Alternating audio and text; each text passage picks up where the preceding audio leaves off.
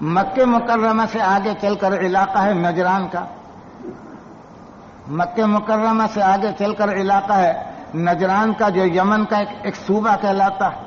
تو یہاں نصارہ کی ایک جماعت رہتی تھی اور یہاں عیسائیوں کے بڑے بڑے مدرسے تھے. اور ملک شام اور ملک مصر، ان تمام علاقوں کے اندر حکومت جو تھی عیسائیوں کی تھی اور عیسائیوں کے مدرسے موجود تھے.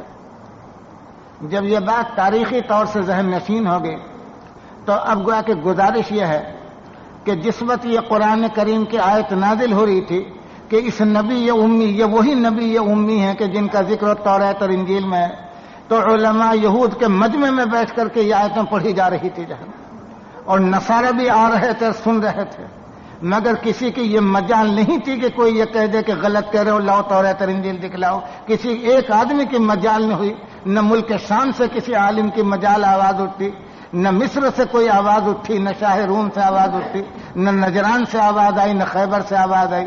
تو علماء یہود اور نصارہ کے مجمع کے اندر یہ قرآن کی آیتیں پڑھی جا رہی تھی، اور کسی کی مجال یہ نہیں تھی کہ نبی کریم کو یوں کہہ دے کہ تم غلط ہو. اور آپ کو یہ معلوم ہے کہ سارے یہود اور نصارہ آپ کی دشمنی پر تلے ہوئے تھے، اور آپ کا مطمع نظر اور آپ کا مقصود یہ تھا ان لوگوں کا کہ جس طرح بھی ہو نبی کریم کو جھوٹا ثابت کیا جائے اور آپ کی تعلیم کو غلط ثابت کریں. تو تمام ملک عرب جو ہے وہ لگا ہوا تھا اس کوشش میں کہ آپ کا جھوٹا ہونا اور آپ کا کاذب ہونا اور آپ کا گویا کہ کذاب اور مفتری ہونا ثابت کرے.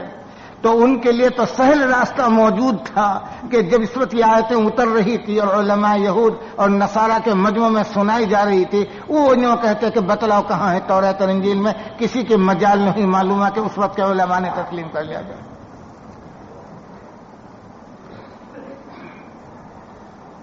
تو کسی عالم کی، یہودی کی اور نصرانی کی مجال نہ ہوئی کہ یہ کہتا کہ قرآن، یہ جو قرآن نے دعویٰ کیا. ایک مرتبہ کا واقعہ ہے، صحیح بخاری میں آتا ہے کہ یہودی ایک مقدمہ زنا کا لے کر آئے، اور گویا کہ درخواست ان کی یہ تھی کہ توریت کے مطابق فیصلہ کر دیا جائے. ان کی درخواست یہ تھی، مدینے کے یہودی اپنا ایک مقدمہ لے کر آئے زنا کا، ایک مرد اور عورت نے زنا کیا اور آپ کی خدمت میں مقدمہ لے کر آئے اور یہ درخواست کی کہ توریت کے مطابق فیصلہ کر دیا جائے. آپ نے فرمایا کہ موسیٰ علیہ السلام کی شریعت میں حکم زنا کا سنسار کرنا ہے. اب دم بخود ہوئے. تو آپ نے کہا، تو یہودی علماء جو موجود تھے انہوں نے یوں کہا کہ توریت میں تو رجم کا اور سنساری کا کہیں حکم نہیں. تو آیت نازل ہوئی، قل فاتوا بالتوراۃ فتلوها ان کنتم صادقین. لے آؤ توریت کو اگر سچے ہو، پڑھ کر کے سناؤ یہاں بیٹھ کر کے. قل فاتوا بالتوراۃ فتلوها ان کنتم صادقین. تورات لائی گئی اور عبداللہ ابن سلام جو یہودی سے مسلمان ہو چکے تھے وہ اس مجلس میں موجود تھے. انہوں نے گویا کہ جب ان کے سامنے لائی گئی تو وہ یہودی جو ہے وہ کیا کرنے لگا، یہودی عالم، کہ رجم کی آیت کو چھوڑ دیتا تھا اور ما قبل اور ما بعد کو پڑھنے لگتا تھا. تو انہوں نے کہا سلمان فارسی نے کہ اپنے ہاتھ کو اٹھا جو ہے تو، اور یہ آیت رجم کی یہاں موجود ہے. تو بعضی چیزیں جن میں انہوں نے انکار کیا تھا اسی وقت توریت لا کر کے دکھلا دی گئی. یہاں بھی اگر وہ کوئی ایک بھی زبان سے اگر کسی کے نکلتا کہ توریت اور انجیل میں حضور کا ذکر نہیں ہے تو اسی وقت توریت اور انجیل منگا کر کے دکھلا دیا جاتا ہے. ایک جواب تو یہ ہوا ان کے شبہ کا. دوسرا جواب ایک اور الزامی ہے کہ جیسے ہم یہ کہتے ہیں کہ محمد الرسول اللہ صلی اللہ علیہ وسلم کی بشارتیں اور پیشین گوئیاں توریت میں اور زبور میں مذکور تھی، اسی طریقے سے نصارہ یوں کہتے ہیں کہ حضرت مسیح کی پیشین گوئیاں بھی توریت میں اور حضرت داؤد علیہ السلام کی زبور میں اور پہلے پیغمبروں کے صحیفوں میں مذکور تھے. تو جب علماء نصارہ یہ کہتے ہیں یہودیوں سے کہ حضرت عیسیٰ کی پیشین گوئیاں توریت میں اور زبور میں مذکور ہیں، تو علماء یہود جو ہیں انکار کر دیتے ہیں اور یوں کہتے ہیں کہ حضرت عیسیٰ کی کوئی پیشین گوئی مذکور نہیں. تو عیسائی علماء کچھ دکھلاتے ہیں پیشین گوئیاں، تو علماء یہود ان کی تعویل کر دیتے ہیں میری غرض کہنے کی ہے کہ جس طریقے سے علماء یہود انکار کرتے ہیں کہ حضرت مسیح کی کوئی پیشین گوئی توریت اور انجیل میں نہیں، توریت میں زبور میں مذکور نہیں، اسی طریقے سے علماء نصارہ محمد الرسول اللہ کا انکار کرتے ہیں کہ آپ کی کوئی پیشین گوئی پہلی کتابوں میں مذکور نہیں، تو جو جواب تم علماء یہود کو دو گے وہی جواب تم کو علماء اسلام دے دیں گے جی۔ تو ان کا یہ دعویٰ جو ہے کہ توریت اور انجیل میں کوئی پیشین گوئی نہیں ہے، یہ غلط ہے۔ تو یہ آیت جو میں نے تلاوت کی ہے اس میں نے چونکہ عیسائیوں کا فتنہ ہے تو حضرت عیسیٰ علیہ السلام کی ایک پیشین گوئی کا ذکر کرتا ہوں، اور انشاءاللہ تعالیٰ پہلے تو میں نے قرآن کی آیت تلاوت کی ہے، اس کے بعد بائبل سے میں دکھلا دوں گا انشاءاللہ تعالیٰ کہ اللہ تعالیٰ نے نبی کریم کا معجزہ دکھلایا کہ اب بھی موجود ہے وہ پیشین گوئی جو عیسی ابن مریم نے کی تھی، موجودہ بائبل میں اب بھی موجود ہے وہ پیشین گوئی جو۔ قرآن کریم کی آیت کیا ہے اس کا ترجمہ کر کے پھر بتلاؤں گا کہ بائبل میں کہاں آیا۔ وَإِذْ قَالَ عِيسَى ابْنُ مَرْيَمَ يَا بَنِي إِسْرَائِيلَ، اور یاد کرو اس وقت کو کہ کہا عیسی ابن مریم نے، وَإِذْ قَالَ عِيسَى ابْنُ مَرْيَمَ، یہ حضرت عیسیٰ علیہ السلام کا خطاب یہود سے، یہود جو تھے حضرت عیسیٰ کی دشمنی پر تلے ہوئے تھے، تو عیسیٰ علیہ السلام نے ان کو واعظ فرمایا اور یہ کہا کہ یا بنی اسرائیل، اے بنی اسرائیل، یا بنی اسرائیل انی رسول اللہ علیکم، اے بنی اسرائیل میں اللہ کا رسول ہو کر آیا ہوں تمہارے پاس، مصدقا لما بین یدی من التوراۃ، اور مجھ سے پہلے جو توریت گزر چکی ہے اس کی تصدیق کرنے کے لیے آیا ہوں میں۔ اس سے مقصود حضرت عیسیٰ علیہ السلام کا یہ تھا کہ میں تمہارا ایمان تھا یہودیوں کا توریت پر، تو عیسیٰ علیہ السلام کا منشأ مبارک یہ تھا کہ میں تو توریت کی تصدیق کرنے والا ہوں، تو مجھ سے نفرت اور بیزاری کیسی جائے، تو جب میں توریت کی تصدیق کرتا ہوں تو قبول کرو جو میں بات توریت کے متعلق بتلاتا ہوں۔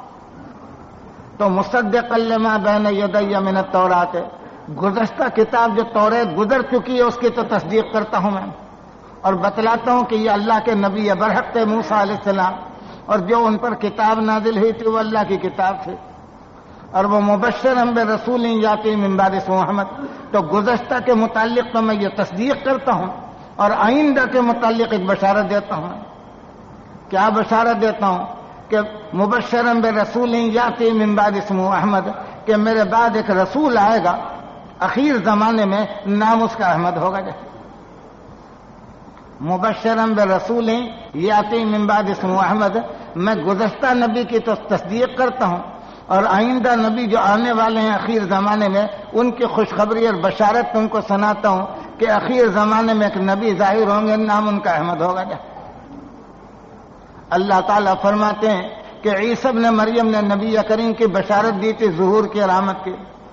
فلما جاءہم بالبینات، جب نبی کریم اللہ کے معجزات کو لے کر کے ظاہر ہوئے اور حضرت عیسیٰ علیہ السلام کی بشارت اور وصیت کے مطابق ان کا ظہور ہوا، تو قالوا ھذا سحر مبین، دشمنوں نے اور منکروں نے کہہ دیا کہ تو جادو ہے جی، ہم نہیں مانتے اس کو۔ تو اللہ سبحانہ و تعالیٰ نے قرآن کریم میں خبر دی ہے کہ عیسیٰ علیہ السلام نے نبی کریم کی آمد کی بشارت دی، اور جب حضرت عیسیٰ کا ظہور ہوا تو دو گروہ تھے، ایک گروہ جو تھا عیسائیوں کا تھا سامنے، اور ایک گروہ یہودیوں کا تھا۔ تو یہودیوں کا گروہ جو تھا وہ تو دشمنی اور عداوت پر تلا ہوا تھا حضرت عیسیٰ علیہ السلام کی، وہ تو معاذ اللہ ان کو رسول اور نبی نہیں مانتا تھا، بلکہ طرح طرح کے نازیبہ کلمات ان کی شان میں کہتا تھا، اور عیسائی جو ہیں وہ ان کو خدا اور خدا کا بیٹا کہتے تھے۔ تو اللہ سبحانہ و تعالیٰ نے جو یہ کلام نقل کیا، اس کلام میں دونوں فریق کی ہدایت کا اور تلقین کا سامان فرما دیا۔ اور یاد کرو جس وقت کہ کہا عیسیٰ نے جو مریم کے بیٹے تھے، یہ عیسائیوں کا رد ہو گیا یہیں سے، کہ مریم کے بیٹے تھے، کنواری کے پیٹ سے پیدا ہوئے اور اس کے پیٹ کے اندر چند ایک زمانہ گزارا اور پھر بچوں کی طرح پیدا ہوئے، تو خدا تو غیر محدود ہے، وہ کسی محدود جگہ میں نہیں سما سکتا۔ خدا تعالیٰ جو ہے وہ تو غیر محدود اور غیر متناہی ہے، وہ کسی گویا کہ عورت کے پیٹ کے اندر کیسے سما سکتا ہے؟ تو یہ کہنا کہ عیسی ابن مریم خدا تھے، جو عورت کا بیٹا ہوگا وہ خدا کہاں سے ہوگا جہاں؟ اور پھر یہ کہ عیسیٰ علیہ السلام جو ہیں جس طرح بچے پیدا ہوتے ہیں اسی طرح وہ بھی پیدا ہوئے، تو بچہ جو پیدا ہوتا ہے وہ پیشاب کی جگہ سے پیدا ہوتا ہے، تو اللہ سبحانہ و تعالیٰ کی صفت قدوس السلام وہ پاک ہے اور منزہ ہے تمام عیبوں سے اور برائیوں سے، تو خدا منزہ ہے اس سے کہ کوئی پیدائش کے ساتھ اس کو موصوف کیا جائے۔ تکاد السماوات یتفطرن منہ، کہ قریب ہے کہ آسمان نہ پھٹ جائیں تمہاری اس نازیبا کلمے سے کہ خدا کی ولادت کے قائل ہو گئے ہو تم لوگ۔ تو عیسی ابن مریمہ کے لفظ میں تو جو ہے نصارہ کا گویا کہ رد کر دیا اور اصلاح فرما دی کہ ایک عورت کے بیٹے اور فرزند ہیں، شکم مادر کے اندر رہیں اور بچوں کی طرح پیدا ہوئے، اور جو شکم مادر کے اندر رہا ہوگا معاذ اللہ وہ خدا نہیں ہو سکتا، وہ قدوس ہے اور سلام ہے اور منزہ ہے ان تمام خرافات سے کہ جو نصارہ کہتے ہیں۔ آگے فرمایا کہ انی رسول اللہ علیکم، کہ میں بنی اسرائیل تمہاری طرح اللہ کا رسول بنا کر بھیجا گیا ہوں، خدا نہیں ہوں، اور توریت کی تصدیق کرتا ہوں اور اپنے بعد آنے والے ایک رسول کی تصدیق کرتا ہوں، بشارت دیتا ہوں، اور وہ جو میرے بعد ایک رسول آئیں گے اخیر زمانے میں ان کا نام کیا ہوگا؟ احمد ان کا نام ہوگا۔ آپ کے دو نام ہیں، ایک آپ کا نام احمد ہے اور ایک آپ کا نام محمد ہے صلی اللہ علیہ وسلم۔ تو امام قرطبی نے لکھا ہے کہ بشارت جو آئی ہے وہ احمد کے نام سے آئی ہے، محمد کے نام سے بشارت نہیں آئی ہے۔ امام قرطبی فرماتے ہیں کہ بشارت جو دی ہے عیسی ابن مریم نے وہ احمد کے نام سے دی ہے، محمد کے نام سے نہیں دی ہے۔ تو فرماتے ہیں کہ وجہ کیا ہے کہ اگرچہ دونوں آپ ہی کے نام ہیں احمد اور محمد، احمد اور محمد اگرچہ حضور ہی کے دو نام مبارک ہیں، مگر مرتبے میں احمد مقدم ہے اور محمد مؤخر ہے۔ دلیل اس کی کیا فرماتے ہیں؟ کہتے ہیں احمد جو ہے یہ صیغہ ہے افعل التفضیل کا، احمد کے معنی یہ ہے کہ جو سب سے زیادہ خدا کی حمد و ثنا کرنے والا۔ احمد کے معنی کیا ہے عربی زبان میں؟ صیغہ ہے افعل التفضیل کا، اس کے معنی ہے کہ جو سب سے زیادہ خدا کی حمد و ثنا کرنے والا۔ تو تمام اولین اور آخرین میں جو حمد و ثنا نبی کریم نے حق تعالیٰ کی کسی نے اولین اور آخرین میں سے نہیں کی جائے، اس لیے احمد آپ کا لقب ہوا جائے۔ فرماتے ہیں کہ احمد کے معنی کہ جو خدا کی اور اپنے پروردگار کی سب سے زیادہ حمد و ثنا کرنے والا ہو، تو حضور سے بڑھ کر کے کوئی حمد و ثنا کرنے والا نہ ہوا نہ ہوگا جائے۔ اور فرمایا کہ یہ معنی احمد کے، اور محمد کے معنی کہ جو ستودہ خلائق ہو، کہ مخلوق جس کی تعریف کر رہی ہو، تعریف پر تعریف ہو رہی ہے۔ تو فرمایا کہ نبی کریم نے اللہ کی حمد و ثنا کی تو اللہ کی طرف سے انعام ملا کہ آپ ستودہ خلائق بنا دیا گیا۔ آپ نے اللہ کی حمد و ثنا کی تو اللہ کی طرف سے انعام ملا کہ آپ کو ستودہ خلائق بنا دیا گیا۔ تو محمد جو ہے بے اعتبار مرتبے کے لفظ احمد سے مؤخر ہے، اس لیے بشارت جا رہی ہے وہ احمد کے نام سے آ رہی ہے۔ اور شاہ عبد القادر نے لکھا کہ آسمانوں میں نام آپ کا اور انبیاء کے سلسلے میں نام آپ کا احمد ہے، اور دنیا میں آپ کا نام جو ہے وہ محمد ہے۔ اب یہ کہا کہ بشارت قرآن کریم میں ذکر کر دی۔ علماء نصارہ جو کہتے ہیں کہ یہ جو قرآن نے دعویٰ کیا کہ عیسی ابن مریم نے محمد الرسول اللہ کی بشارت دی، یہ دعویٰ جو ہے یہ غلط ہے۔ تو یہ بشارت جو ہے اور یہ آیت جو ہے 1300 برس کے اندر علماء یہود کا اور علماء اسلام کا اور علماء نصارہ کے درمیان میں معرکہ بنی رہی اور بحث اور مباحثے ہوتے رہے اس آیت کے متعلق۔ تحقیق یہ ہے کہ عیسیٰ علیہ السلام نے بشارت دی نبی کریم کی، اور عیسیٰ علیہ السلام جو کلام فرماتے تھے تو تاریخوں میں مذکور ہے کہ عبرانی زبان میں کلام کرتے تھے عیسیٰ علیہ السلام۔ عیسیٰ علیہ السلام عبرانی زبان میں کلام کرتے تھے، تو آپ نے جو بشارت دی تھی وہ احمد کے نام سے بشارت دی تھی کہ وہ نبی یا آخر الزمان جو اخیر زمانے میں آئیں گے ان کا نام احمد ہوگا۔ حضرت عیسیٰ علیہ السلام کی زبان عبرانی تھی، آپ نے عبرانی زبان میں پیشین گوئی فرمائی، اس کے بعد انجیل میں جو بشارت تھی عبرانی زبان میں وہاں لفظ احمد کا صراحتاً موجود تھا. اس کے بعد یونانی زبان میں انجیل کا ترجمہ ہوا اور حضرت عیسیٰ علیہ السلام کی یہ بشارت جو تھی اس کا بھی ترجمہ ہوا. تو علماء نے لکھا کہ یونانی زبان میں جو پہلے اس کا ترجمہ کیا علماء نصارہ نے، متقدمین علماء نصارہ نے اس کا ترجمہ کیا یونانی زبان میں پیر کلوتوس، یہ لفظ یونانی زبان کا ہے. اس کا ترجمہ کیا احمد کا یونانی زبان میں پہلے مرتبہ جو ترجمہ ہوا اس کا ترجمہ کیا پیر کلوتوس، یہ لفظ ہے یونانی زبان کا. اور یونانی زبان میں اس کے معنی سب سے بڑا سراہنے والا اور سب سے بڑا حمد و ثنا کرنے والے کے ہیں. تو پیر کلوتوس جو ہے یہ ٹھیک ترجمہ ہے احمد کا جو. اور احمد کا کہ دو دوسرے معنی اور بھی آتے ہیں. احمد کے اصل معنی تو وہ ہیں جو ابھی بیان کیے، اور لغت عرب میں یہ لکھا کہ اسم تفضیل جو ہو جاتا ہے کبھی معنی میں مفعول کے بھی آ جاتا ہے. تو احمد کو اگر اسم فاعل کے معنی میں لے لو تو اس کے معنی یہ ہوگا کہ سب سے زیادہ تعریف کرنے والا اللہ کی. اور اگر احمد کو اسم مفعول کے معنی میں لے لیا جائے تو اس کے معنی ہے کہ جو تمام مخلوق میں سب سے زیادہ ستودہ اور پسندیدہ اور برگزیدہ یہ معنی ہوں گے. تو بہرحال احمد کا ترجمہ جو کیا گیا ہے حضرت عیسیٰ علیہ السلام کی زبان مبارک سے جو لفظ نکلا تھا وہ احمد کا تھا. یونانی زبان میں جو اس کا ترجمہ ہوا وہ پیر کلوتوس اس کا ترجمہ ہوا. اس وقت کے علماء میں اتنا تعصب نہیں تھا. اس کے بعد جب زمانہ آیا اسلام کا اور ایک جماعت نصارہ کی مسلمانوں کے مقابلے پر اور مخالفت پر تل گئی تو ان لوگوں نے کیا کیا کہ دیکھا کہ یہ پیر کلوتوس ہے. تو ان لوگوں نے کیا کیا کہ انجیل کا اصل ترجمہ ہوا پہلے یونانی زبان میں، یونانی زبان سے پھر ترجمہ کیا عربی زبان میں، اور وہ اصل انجیل ان کے پاس سے گم ہو گئی. اصل انجیل کا کہیں نام و نشان نہیں روئے زمین پر.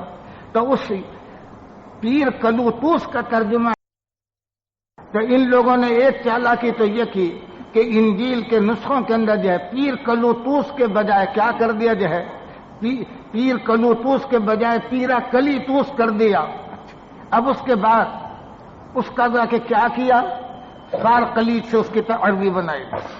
فار قلیت سے عربی بنانے کے بعد اب کیا کیا کہ اب علماء اسلام کو دیکھا کہ علماء اسلام اس کو اپنے لیے دلیل میں پیش کرنے لگے. تو اب انہوں نے یہ کیا کہ فار قلیت کی تفسیر شروع کی کہ فار قلیت سے کے معنی کیا ہیں. فار قلیت کے معنی کسی نے تو کہا کہ وکیل کے معنی مراد ہے، اور کسی نے کہا کہ فار قلیت کے معنی شفیق ہے اور شفاعت کرنے والے کے مراد ہیں. کسی نے کہا کہ اس کے معنی معین و مددگار کے ہیں.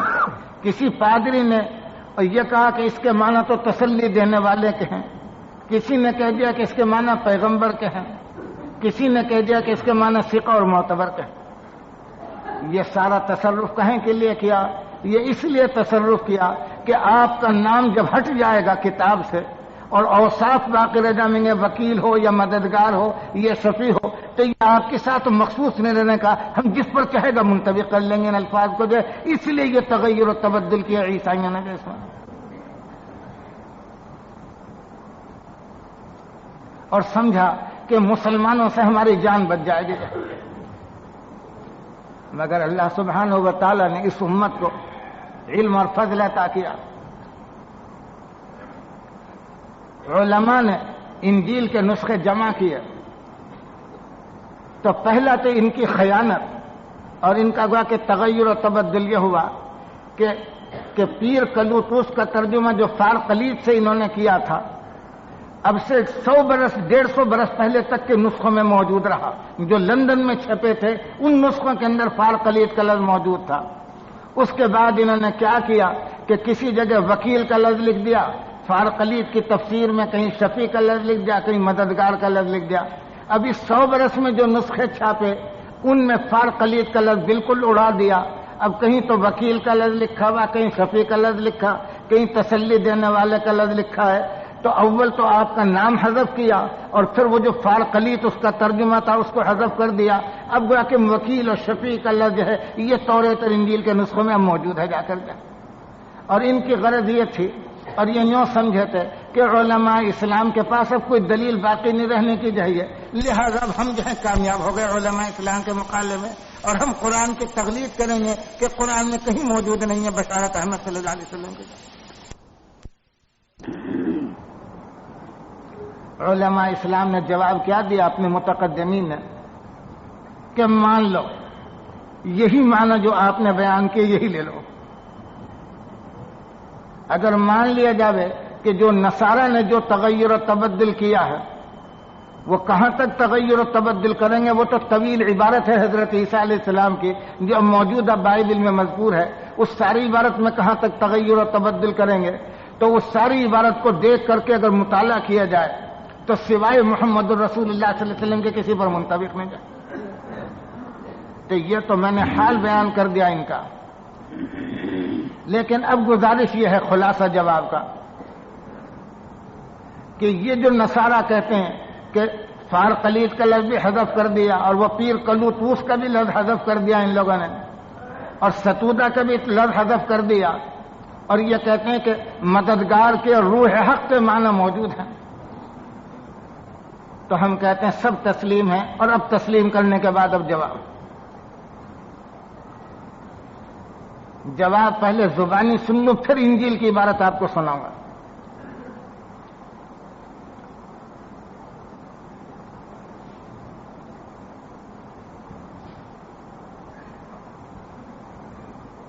علماء اسلام یہ کہتے ہیں کہ اگر فرض کرو کہ آپ کا نام بھی حذف ہو جائے انجیل سے، مگر یہ تو تمام علماء کو اقرار ہے، نصارہ کے علماء کو، کہ انجیل میں فارقلیت کی بشارت موجود ہے.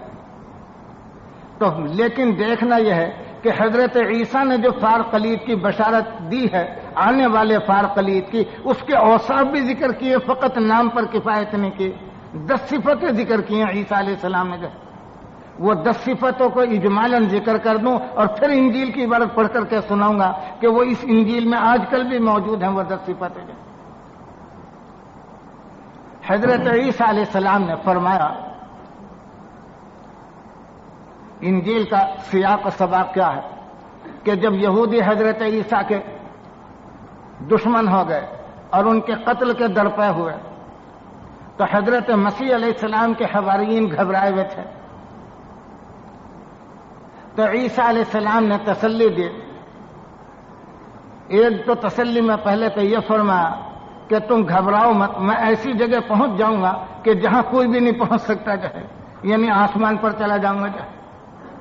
اور اس کے بعد فرمایا کہ میں تمہیں بشارت دیتا ہوں کہ میرے بعد ایک فارقلیت آئے گا. حضرت عیسیٰ نے فرمایا کہ میں تمہیں بشارت اور خوشخبری سناتا ہوں کہ میں اگر دنیا سے چلا گیا تو تم میرے بعد ایک فارقلیت آئے گا اور وہ ہمیشہ تک تمہاری ساتھ رہے گا. ایک صفت شمار کرتے چلے جاؤ. عیسیٰ علیہ السلام کیا فرما رہے ہیں آنے والے فارقلیت کی صفات کہ وہ آنے والا فارقلیت ہمیشہ تمہاری ساتھ رہے گا. ایک لفظ مطلب بعد میں بیان کروں، صفات شمار کر دوں اور انجیل سے دکھلا کر پھر منطبق کروں گا نبی کریم صلی اللہ علیہ وسلم پر. تو عیسیٰ علیہ السلام نے فرمایا کہ میرے جانے کے بعد ایک فارقلیت آئے گا اور وہ ہمیشہ تمہاری ساتھ رہے گا. اور فرمایا کہ وہ آ کر میری گواہی دے گا، وہ آ کر میری گواہی دے گا. 2 اور فرمایا کہ وہ عدالت اور راستی سے لوگوں پر کچھ سزائیں دے گا اور ان کو قصوروار ٹھہرائے گا. 3 صفت یہ بنائی کہ وہ فارقلیت لوگوں کو آ کر کے عدالت اور راستی سے قصوروار ٹھہرائے گا، یعنی جو قصور کرے گا اور خلاف حکم خداوندی کرے گا اس کو سزا دے گا وہ فارقلیت آ کر کے جائے.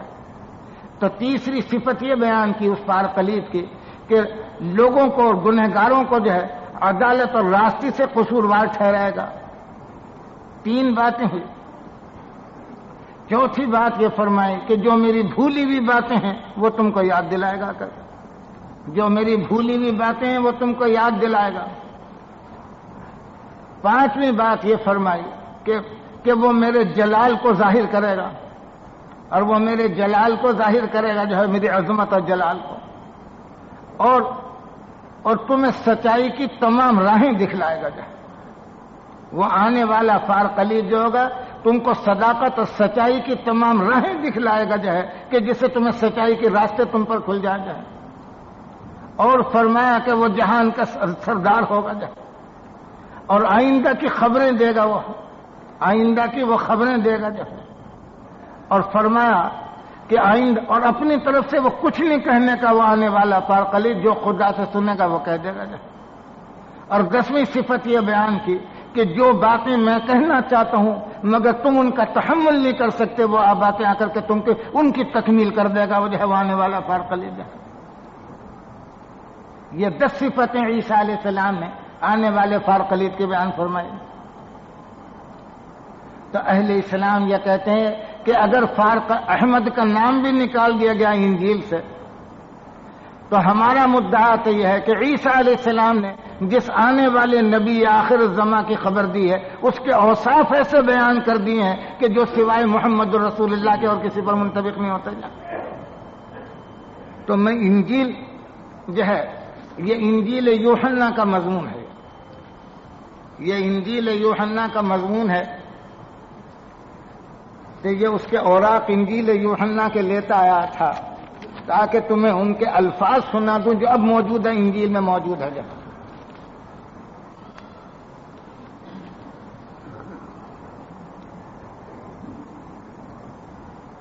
اگر تم مجھ سے یہ حضرت عیسیٰ علیہ السلام کا کلام نقل ہو رہا ہے انجیل میں، عیسیٰ علیہ السلام فرماتے ہیں اگر تم مجھ سے محبت رکھتے ہو تو میرے حکموں پر عمل کرو گے، اور میں باپ سے درخواست کروں گا کہ وہ تمہیں دوسرا مددگار بخش دے گا۔ اور یہاں حاشیے پر گویا کہ عیسائیوں ہی کے مطبع کی چھپی ہوئی ہے، اس پر مددگار کے بجائے وکیل اور شفیع کا لفظ لکھا ہوا ہے۔ وکیل اور شفیع کا یعنی تمہیں دوسرا وکیل اور شفیع بخشے گا۔ تو میں نے ابھی کہا تھا کہ یہ صفات سنتے جاؤ اور ساتھ ہی ساتھ منطبق کرتے جاؤ نبی کریم صلی اللہ علیہ وسلم پر۔ تمہیں دوسرا مددگار بخشے گا۔ آگے لفظ کیا ہے کہ اب تک تمہاری ساتھ رہے، یعنی سچائی کا روح، 3 صفتیں ہوں یہاں۔ یہ جو لفظ فرمایا کہ وہ دوسرا مددگار جو ہوگا وہ وکیل ہوگا یا شفیع ہوگا، اس کا مطلب یہ ہے کہ یہ بھی نبی کریم کی صفت ہے۔ نبی کریم صلی اللہ علیہ وسلم اللہ کے سفیر اور اللہ کے نائب ہیں اور اللہ کے خلیفہ ہیں اور بندوں کی اور بندوں کے لیے شفاعت کرنے والے ہیں۔ یہ صفت ہے نبی کریم کی، اگرچہ نام پاک آپ کا نہ مذکور ہوا مگر صفت تو آ گئی تھی انجیل کے اندر جو ہے آپ کے جو ہے۔ اور یہ جو لفظ ہے کہ وہ مددگار اور وہ فارقلیب اب تک تمہارے ساتھ رہے گا، تو یہاں اب انجیل کے نسخوں میں فارقلیب کا لفظ نکال دیا۔ تو عیسائی لوگ جو کہتے ہیں کہ ہماری انجیل بعینی وہی انجیل ہے، تو بعینی وہ انجیل کو تو بہت زمانہ گزرا، 100 برس پہلے کے نسخے جو ہیں جو لندن کے چھپے ہوئے ہیں ان میں اور ان نسخوں میں فرق ہے اب اس زمانے کے چھپے ہوئے، اور قرآن کریم کے نسخوں کے اندر کہیں ایک نقطہ ایک شوشے کا بھی فرق نہیں ملے گا تم کو۔ تو فرمایا کہ دوسرا مددگار بخشے گا۔ تو نبی کریم صلی اللہ علیہ وسلم اللہ کے وکیل تھے اور اللہ کے سفیر تھے، اور یہ جو فرمایا کہ اب تک تمہارے ساتھ رہے گا، اس کا مطلب یہ ہے کہ وہ نبی جو ہوگا آخری نبی ہوگا اور قیامت تک اسی کی نبوت کا دورہ چلے گا، اس کے بعد کوئی اور نبی نہیں آنے کا۔ یہ مطلب کیسے ہوا اس کا؟ طریقہ یہ رہا اللہ سبحانہ و تعالیٰ کا کہ ایک نبی کے گزرنے کے بعد جب دوسرا نبی آیا تو پہلے نبوت کا دورہ ختم ہو جاتا تھا اور دوسرے نبی کی نبوت کا دورہ شروع ہو جاتا تھا۔ پہلا نبی جب گزر گیا اور دوسرا نبی آیا تو پہلے نبی کی شریعت ختم ہوئی اور دوسرے نبی کا حکم جاری ہوا، مگر نبی کریم صلی اللہ علیہ وسلم کے متعلق ہے کہ اب تک آپ کا دورہ رہے گا۔ تو یہ جو فرمایا کہ اب تک تمہارے ساتھ رہے، تو اب تک ساتھ رہنے کے معنی یہ نہیں ہے کہ اس کی ذات جو قیامت تک زندہ رہے گی، بلکہ مراد ہے کہ اس کی شریعت اور اس کا دین اور اس کی نبوت کا دورہ قیامت تک باقی رہے گا۔ یہ معنی ہے کہ وہ اب تک تمہارے ساتھ رہے گا۔ اور یہ جو فرمایا کہ سچائی کی روح ہے، تو صداقت کی اور امانت کے جو احکام حضور نے بیان کیے وہ دنیا کی کسی کتاب کے اندر موجود نہیں ہے.